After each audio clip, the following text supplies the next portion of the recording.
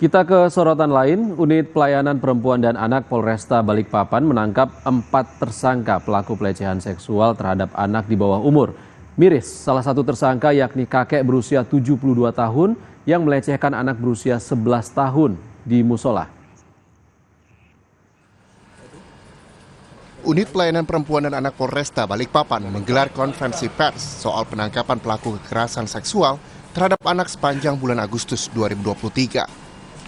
Dari 8 kasus yang ditangani, 5 kasus sudah ditetapkan tersangka dan 3 kasus lainnya segera dinaikkan statusnya. Di hadapan media, polisi menghadirkan 4 tersangka pelaku kekerasan seksual pada anak. Salah satu tersangka berinisial AL, seorang kakek berusia 72 tahun dihadirkan. Diketahui, sang kakek tega melakukan pelecehan seksual terhadap anak berusia 11 tahun di toilet musola di kota Balikpapan. Inisialnya AL, saksi-saksi yang kami sudah periksa yaitu orang tua korban, baik bapaknya, ibunya, serta korban sendiri. Untuk korban inisialnya ZD, ya, umurnya 11 tahun.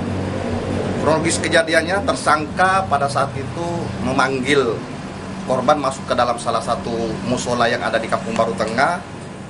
Atas perbuatannya, para tersangka terancam Undang-Undang Perlindungan Anak dengan ancaman hukuman minimal 5 tahun dan maksimal 15 tahun penjara. Iskandar Amir Dahlan, Kompas TV, Balikpapan, Kalimantan Timur.